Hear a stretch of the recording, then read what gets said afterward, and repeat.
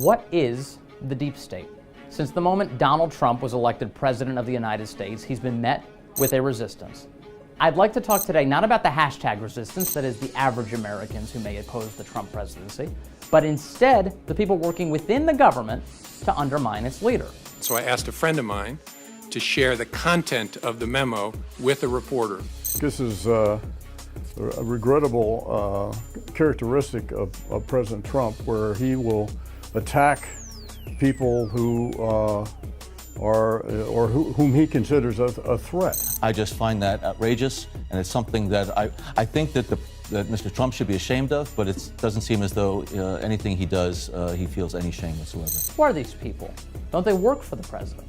And how is it that they feel so invulnerable that they can actively seek to undermine him? To understand something as mysterious as the deep state, it's important first to define the term.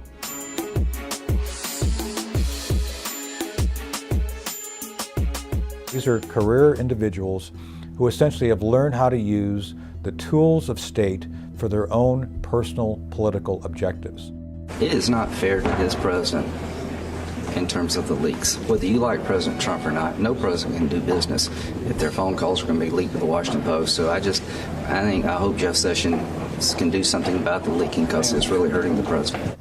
The concept of a deep state refers, in the popular imagination, to a group of unelected officials who work within the intelligence community and who have the power to frustrate or subvert a sitting president of the United States, maybe even to evict one. There are elements of the intelligence community, as there are cultures in a lot of departments of government, that I think are fundamentally hostile to the Trump worldview. A lot of these people cannot be fired, and they consistently leak damaging information about him, and so he's very frustrated. It was disgraceful that the intelligence agencies allowed any information that turned out to be so false and fake. I think it's a disgrace that information that was false and fake and never happened got released to the public. But the concept of the deep state did not originate in American politics.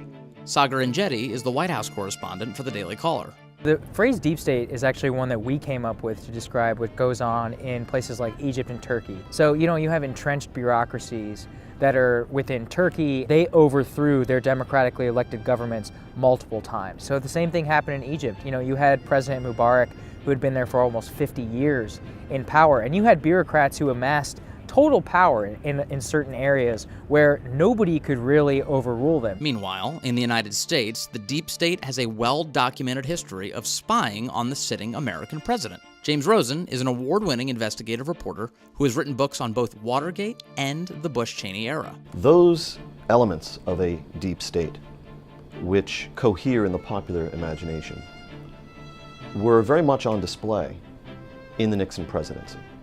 An exhaustive volume of scholarship shows that the Nixon White House and the Nixon Campaign Committee were infiltrated by various power centers across official Washington, with the perpetrators of this infiltration being the military, specifically the Joint Chiefs of Staff, the FBI, specifically under J. Edgar Hoover, CIA, as has been found by numerous official investigations and various authors. The Joint Chiefs of Staff, most audaciously, used a Navy stenographer who was assigned to the liaison office between the Joint Chiefs of Staff and the National Security Council, run by Henry Kissinger, to spy on Nixon and Kissinger by rifling Kissinger's briefcase on overnight flights, going through burn bags, going through carbon crumples of the time, and so forth.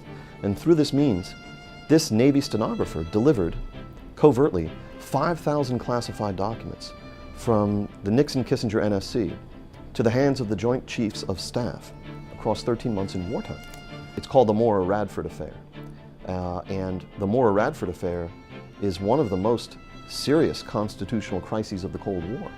And it's an overlooked one, because here you had the top military commanders in uniform in this country actively spying on their civilian leadership, the President and the National Security Advisor at the White House. That sounds rather like a deep state to most sane folks. Who's in charge in Washington? You ask most people that question, they'll say either the president or the Congress. But there are some people in this town who have other ideas. You have people who have entrenched interests, who have lived here and been around the block for 30, 40 years. They know where the bodies are buried, and they know how to outmaneuver you. And the best part is that because of,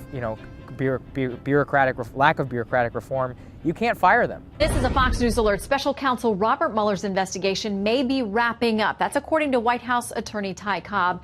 And we're getting new details tonight on 10,000 text messages between FBI agent Peter Strzok, who was taken off the Mueller investigation, and Strzok's alleged mistress, an FBI lawyer named Lisa Page.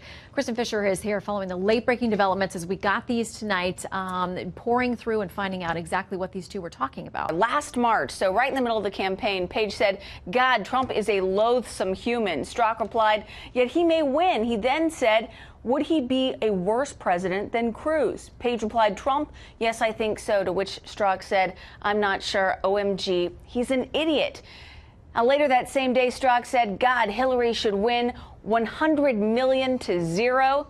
And about a month later, Page texted him, "So look, you say we text on that phone when we talk about Hillary because it can't be traced." So Page appears to be acknowledging they know they're doing something that shouldn't be done, or at the very least, something that they don't want traced. Polling shows that an overwhelming majority of Americans believe that a deep state exists, and that it's secretly manipulating or directing national policy. An event that feeds suspicions of a deep state in contemporary times would be James Comey's admission that after he was fired by President Trump, he used personal connections with a professor to leak confidential FBI memos that he had made of his discussions with the President of the United States. Whatever checks and balances are to exist against the executive, the framers laid out long ago and quite well.